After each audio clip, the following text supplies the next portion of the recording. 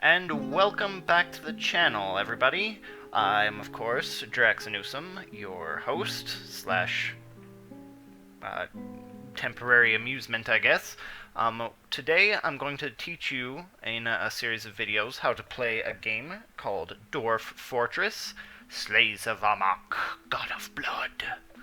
This game is 100% free. The link to both the website where you can download it from Bay 12 Games will be available in the description, and I will also be including a link to an add-on I have called Lazy Noob Pack. It's got several great features, including an autosave and a sort of a texture pack to make it look better. This game is basically built in ASCII, so it's a lot of characters. It looks kind of matrixy, but we'll see if we can't get you trained up so you can understand what you're seeing. So, the game was created by two people, Tarn Adams and Zach Adams. So, I doubt they'll ever see this video, but thank you, gentlemen. We appreciate this great game that you've made for us. So, I usually tell people that this game is probably one of the more complex I've ever played, but don't let that scare you. I'm here to basically help you through, see if we can't get this game to make a little bit more sense. So, when you first download and install the game, you'll have this menu here, except it won't have this start playing item here. This game doesn't really support the mouse. I'll basically be using it to help point out where we're looking at, because just, oh, look, my cursor probably won't be that helpful. So, let's create a new world. This episode will be all about world creation and site choice. So, if you happen to know that already about Dwarf Fortress, or if you don't want to see it in ASCII, you can either wait for the videos where I will switch over to the texture pack, or you can skip to the next video if you think you need help with some other part of the game. Back when I learned how to play this game, it was very difficult. There wasn't really any tutorials, there wasn't any sort of help, there was just the wiki, which will also be in the description, and some notes in the forums and that sort of thing. So I basically spent like a week where I just was obsessed with this game, and I would keep losing these fortresses and trying again, getting a little bit better every time, and eventually I became what I would consider a power player for Dwarf Fortress, but I mean, that's for the history books to decide, I guess. Alright, so without further ado, let's get started. So let's go to Create World, and it will come up with an option, or several options. It'll basically say, here it'll just give you a note, Dwarf Fortress is in alpha, so there's some bugs, things don't work so well, but it's still a great game, and I definitely recommend everyone who has got the stomach for it, and by stomach I mean ability to handle either the low graphics or the ASCII version, to give this game a try. I think after a while it'll be very rewarding. It's like Sims, but a lot more in-depth. Okay, so the first option here is world size. Just because of how I like to play on bigger maps, so I usually go with medium or large, but this is basically a tutorial, so we will basically be assuming that you're not very familiar, so we'll just go with the standard medium. History. So in Dwarf Fortress there is history, obviously, otherwise the option wouldn't be here, but this actually, every time you generate a world, new history is generated. So a world will have its own specific history, its own specific events and historical characters, and you can basically say how long the game has to generate those sort of events and that sort of thing. And the reason this is important is because historical figures like mega beasts, which we'll talk about later probably, I hope, it affects those and how they attack your fortress, or if you meet them in adventure mode and that sort of thing. And it also, if you play the Legends, which is another sort of mode where you can relive historical events in the world, it basically affects that as well. Number of civilizations, pretty self-explanatory. The reason why this is important is in Dwarf Fortress, and in all of the modes, basically, in Dwarf Fortress it's important because trading and wars basically happen with other civilizations. So the more civilizations there are, the higher chance of getting more caravans. It's sort of like in a local area, so you're not going to be trading across the entire continent or the entire planet, but things close to you you'll trade with. So that'll increase the number of caravans, and that sort of thing. It doesn't have a whole lot of effect because I believe there's a maximum number of caravans that you can get in a year, but I believe it'll play a bigger role later in the game, and it'll also be like kobolds and goblins and that sort of thing. So number of sites, that's a little bit cryptic, but it basically means in the world map generation there's a discrete number of places you can actually generate. So the computer basically sort of fudges the numbers, and it's like, well, this exists here technically, but this is what you'll get, rather. So all of these you can leave on medium. Really don't really need to change much since we're coming from the standpoint that you're not really familiar with the game. So just leave this one on medium. You don't have to worry about that. Number of beasts. So this is large beasts, like what's known as mega beasts, like dragons and golden colossuses and giant salamanders and that sort of things. Basically things that want to come to your fortress and snack on your dwarves. That is what this will mostly pertain to. And I'm not entirely sure, but I believe it also deals with very large natural animals like elephants and that sort of thing, but don't quote me on that. So we'll just go ahead and leave that on medium. You don't really need to change anything. If you're worried about getting eaten, you don't really have to worry about getting eaten. You can turn that to very low. Natural savagery. So savagery actually comes in two parts. So there's wildness and savagery, and I believe in this particular case it deals with both types of savagery. So there's sort of like a natural savagery, like are there going to be bunnies around you in the world, or are there going to be tigers and wolves and things that'll like track down dwarves and eat them? So that's sort of like natural savagery, but there's also like a Lord of the Rings type savagery, where is it goblins or Neverwinter Nights or something, where it's like goblins and trolls and kobolds, and they're basically out to stab you, and undead and necromancers and like devil unicorns and demons and that sort of thing. You don't really have to worry about demons unless you dig too deep. Yeah, I know. Lord of the Rings joke, whatever. Get it out of your system. Go ahead, we'll wait. Alright, you done? Okay. So the last is mineral occurrence. When I first played this game, the generation techniques were a little bit different, and you didn't actually get all of that many minerals. They had it very true to life, where you basically had to work to get your sort of materials. Sorry, just responding to people. Where you had to like work to get your materials, where you wouldn't necessarily find a whole lot. But this basically sort of adjusts to how real you want it. You can make it frequent or everywhere, or it basically means you can't throw a rock without hitting some sort of mineral or something. I tend to go to frequent just because it makes it a little bit easier, but if you're looking for a harder game, you can definitely turn that down. So basically, turn this lower if you want an easier game. Turn this lower for easier. This one, it doesn't really matter. The same is true of this one and this one. So, alright, so there you go. So you'll see over here, you're probably very daunted if you're not familiar with this game, but this is basically the world map.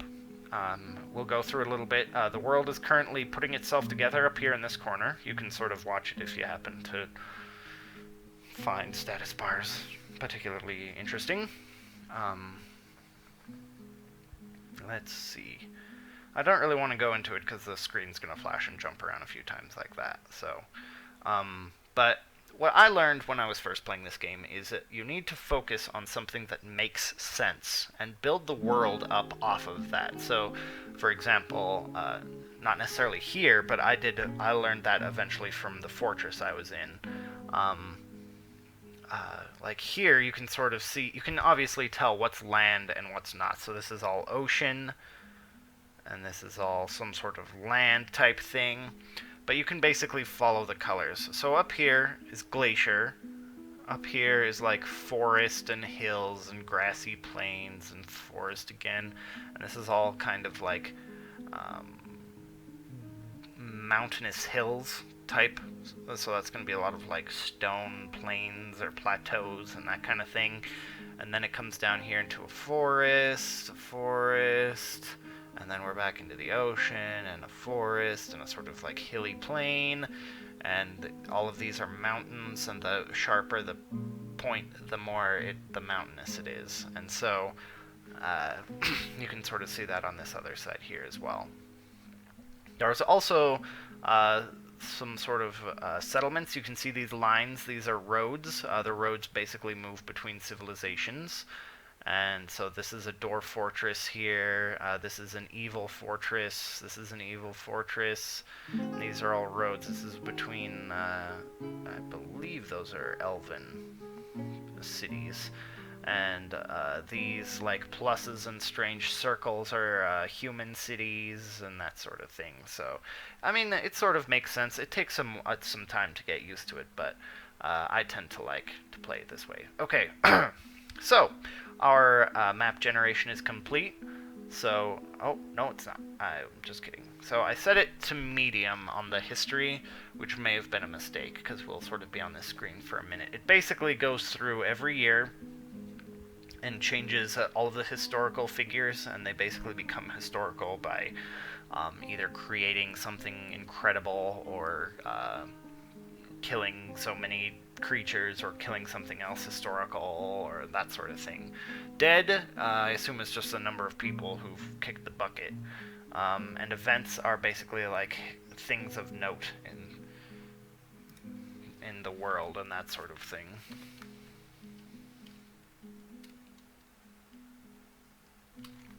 So we'll keep waiting for the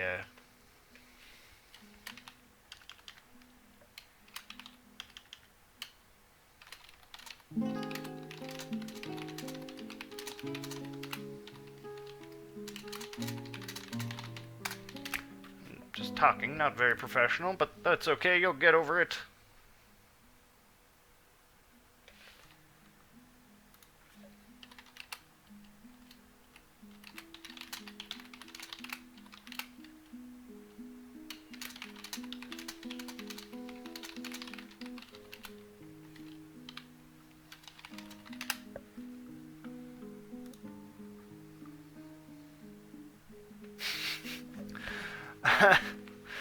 Sorry about the pause there. So I guess I'll keep taking advantage of this time. So this is going to go to 250, which is the medium. And that's basically something to note. If you want this to go a really long time, you're going to wait a really long time. So we'll go through the map a little bit more. So you can basically tell the trees by sort of the like it sort of pokes up, so all of these arrows, those are a type of tree. These next paragraph symbols are a type of tree. These hooks here are palm trees, so that's sort of like a warmer area that turned into like a palm forest. And these back to being another type of forest. And these hills are sort of like a grassy plain, so they will probably have trees, but less of them than basically where these arrows and these symbols sort of are.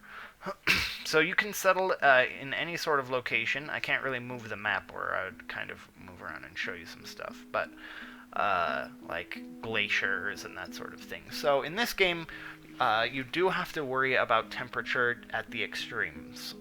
There might be something more in the middle range later, but if you if you settle somewhere incredibly hot or incredibly cold, your dwarves can die or get dehydrated or that sort of thing. So it's always something to think about when you're trying to settle. So if you're looking for more of a challenge, glaciers and that sort of thing can be difficult because obviously like your water will freeze. So like you have to be good at developing like your alcohol industry. Dwarves like booze. Or you have to be really good at water management, where you can basically like warm it up inside the mountain. That's definitely a thing. And places where it gets too hot, you actually have to worry about water not being present in the biome at all. So like there's no available, like any running water and that sort of thing will just not be present, which can also be very difficult. I'm not quite sure. I've never actually dealt with that hot of a biome on a serious basis, so I'm not quite sure what you would do other than probably die. And in this game, the community sort of has a motto: losing is fun. So there is really no way to win. You just basically either get a fortress that's so awesome no one can ever take it down, or you die. And that sounds really depressing, but once you get into it, it can kind of be very addicting. I've lost entire days in this game, so I definitely can vouch for it being good, despite the sort of the learning curve that can kind of push people away.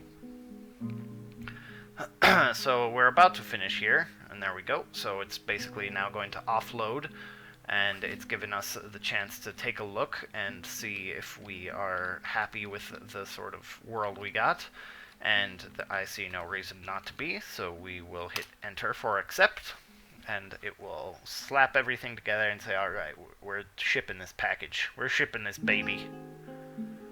And I mean baby like stork, baby, not like, yeah, my car's my baby, I guess, I don't know.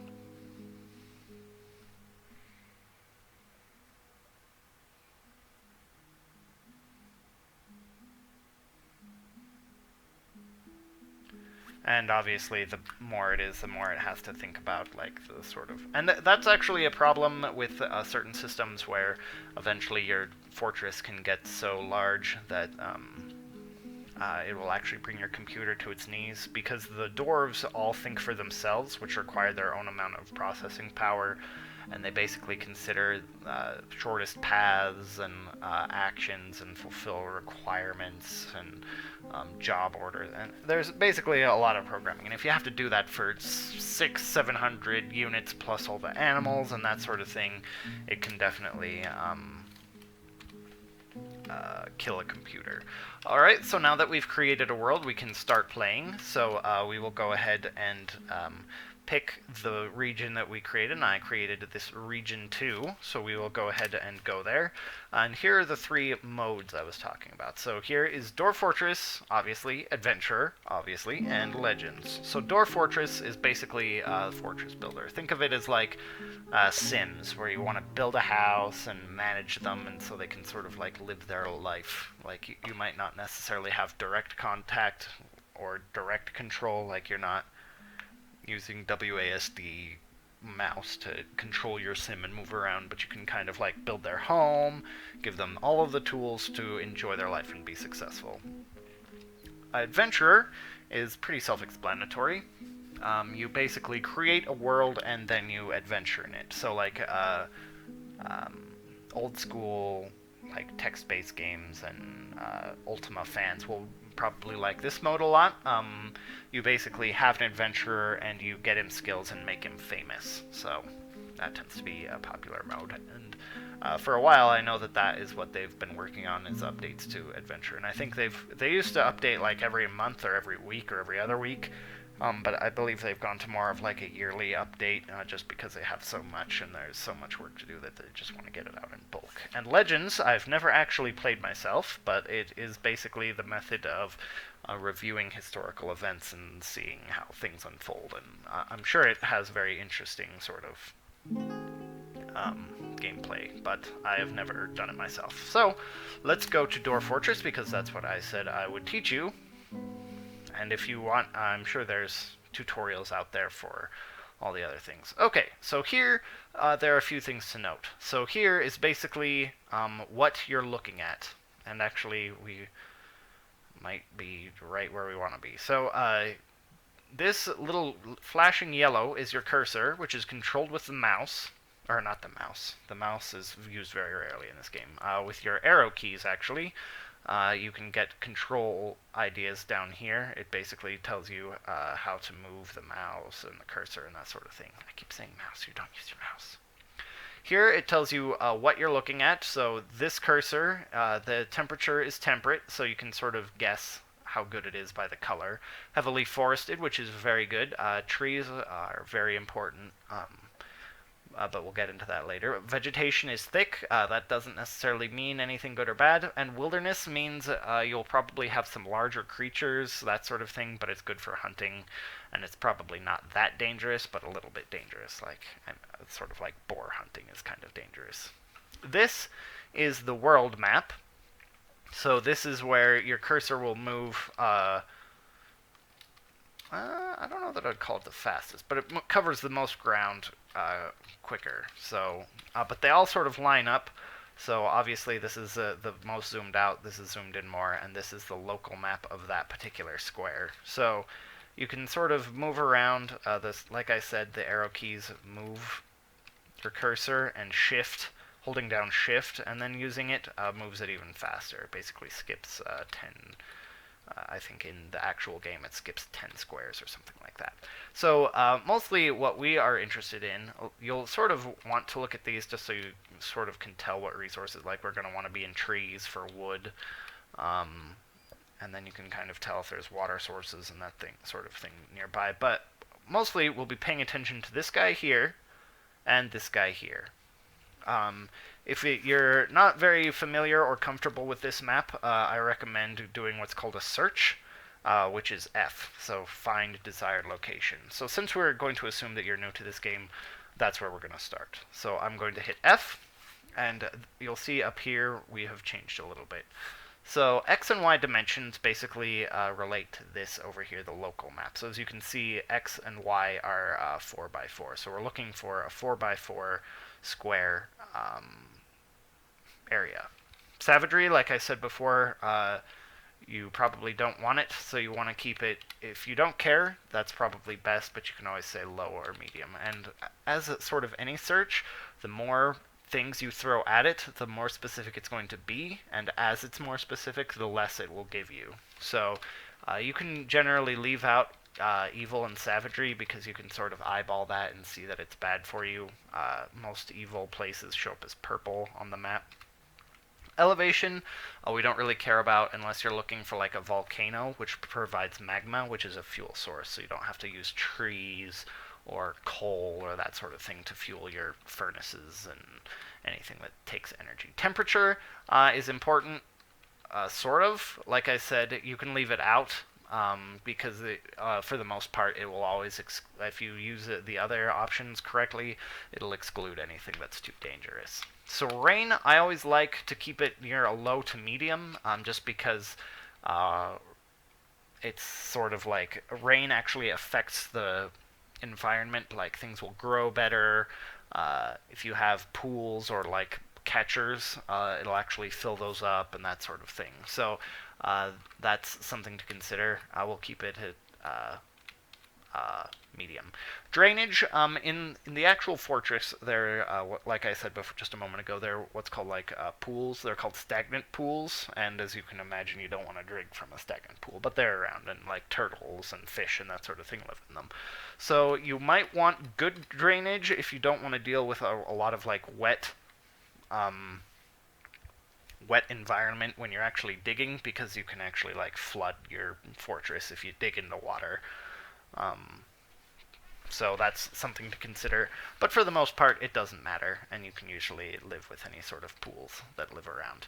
Fluxstone, so Dwarf Fortress is probably one of the most complex games I've ever seen for like stone and foundries and like just the processing of materials. So I mean, it's simple that you can play it and it's fun, but it's complex in that you actually have to think about what you need, how you're going to get supplied for it, and that sort of thing. So Fluxstone is important because it's used in the process to create steel. I believe it's used to create the actual pig iron, or it's used after the process of creating pig iron. I'm not sure, but if you're starting out, you're probably not going to get to the point of having or being able to create steel, so you can leave that out for now.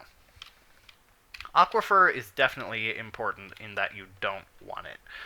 If you're new to the game, basically what an aquifer is it's basically a ground source of water. So there's a lot of water under the ground, and usually you'd be like, oh, well, Drax, but I want water. I want my doors to have plenty to drink. But the problem is, where there's water, there is not stone. So, if you sort of so if you live in like a plains area and there's an aquifer, there'll be water down there and not stone. So you can always find like a river or that sort of thing coming off of a mountain, and there'll be plenty of stone there, and that's good. Stone is obviously, since it's Dwarf Fortress, a lot of the things you're going to make and need are going to require stone. So the more of plentiful the aquifer, the less likely there are to be sources of stone. And that's just like in real life. Like if there's in like a sort of plains area that has an aquifer, if you dig down, you're going to get dirt, and then water. And that's how people make wells. You're not going to find too many rocks. So that's something to consider. So we're going to turn it off just to make life a little bit easier. River, as a new player, I'm going to recommend that you always have a river in your squares. Stagnant pools are definitely okay, but they can kill dwarves, either through infection or through just being ill drinking stagnant water. So, the reason you want rivers is that when I first played, I had a really hard time getting the sort of alcohol production going because they either starved or they died of thirst because they couldn't get food, like, because we turned food into liquor. So if they don't have any liquor, they will go out and drink from the river, which they won't like, but it'll keep them alive and it won't get them sick. So you almost always want a river. These next few, shallow metals, that's sort of up to you. I would like to say yes. Deep metals, I would like to say yes. Obviously, that's how quickly you want sort of metals, obviously, so that's up to you, but I would definitely say to make those yes. Soil and clay. So when you're actually farming in this game, there's sort of a method to it. Like, when you actually plan out your farm, if you're playing as a hardcore player and you don't want to be like that, oh, I'm not going to use this soil, blah, that's stupid, you actually have to irrigate, because to create a farm it takes mud or like wet soil or that sort of thing, which you basically have by passing water over a surface, and then it becomes muddy and then you can plant there. Which is, if you're very new to the game, very difficult to pull off. Like, you're sort of like, what the flip, man? And then eventually you die because you can't get any food. So, you definitely want to have soil, because soil, clay, and loam versions of either of those things, so loam clay or loam sand, that sort of thing, you can actually grow on without having to irrigate. So if you start off with that sort of thing, you don't have to come up with these complex forms of irrigation, which later on, when you're actually more used to the game, can actually be quite awesome. But obviously, if you're new, you're not going to be able to design something that well. At least I don't think so. So soil, I'm going to say some, and clay, I'm going to say not applicable.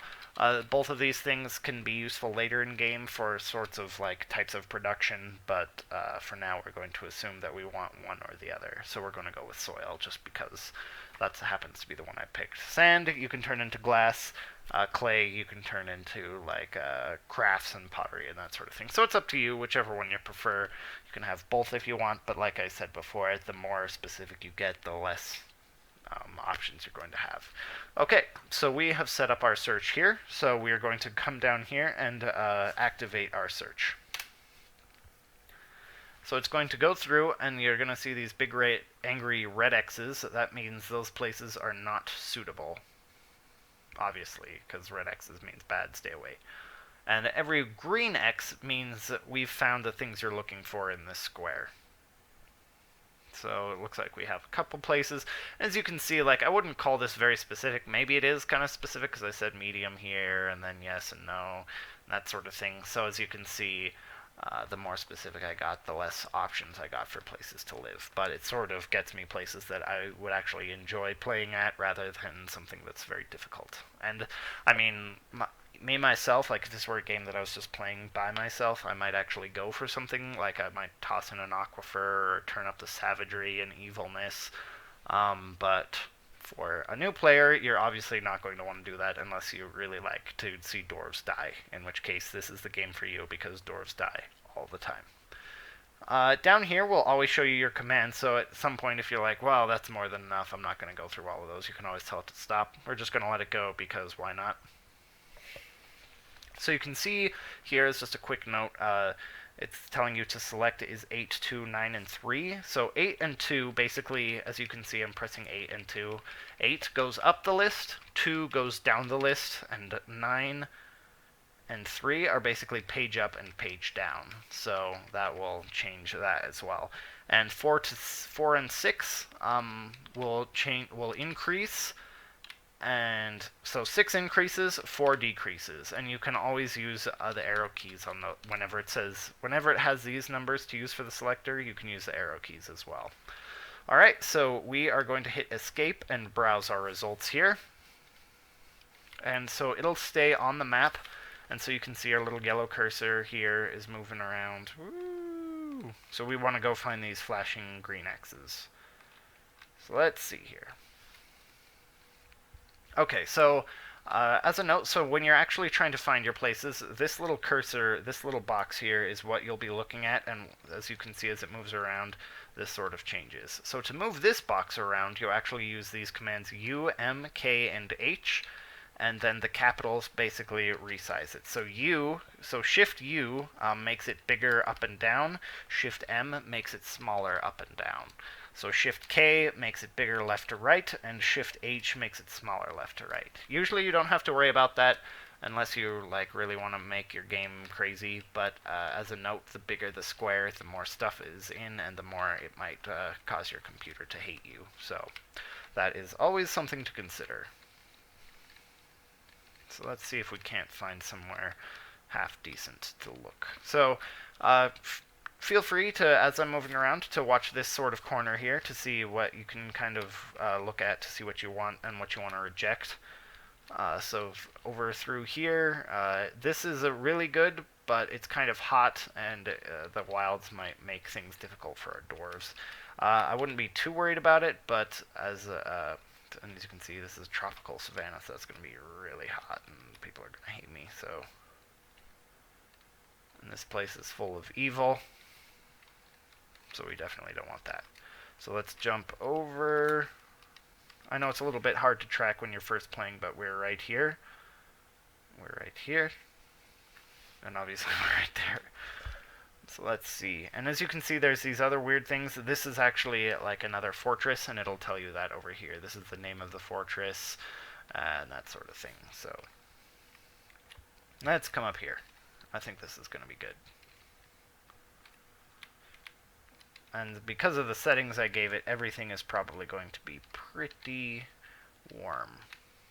Okay, so this is actually perfect right here. You're sort of close to another fortress, which usually I'm like, oh, that's kind of dumb.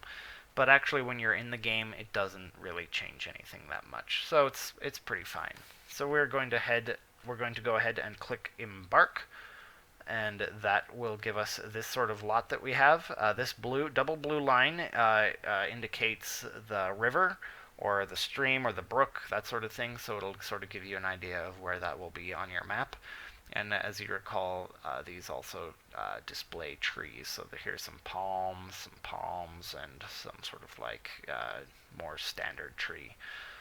So let's go ahead and embark. So now we have selected that location, and this is where we will cut out this portion of the tutorial. So hopefully that has made sense, and I've helped you at least start off your fortress. Hopefully, if you're new to the game, you'll check out my next one and the next series to help you get started and get you on the way to enjoying this great game. So again, I've been Draxxinusam. If you found this tutorial helpful, click like, subscribe, or leave a comment. I will be happy to talk with any of you viewers. I'm here to help, so we will go ahead and stop here. Thanks for watching. You have a good one.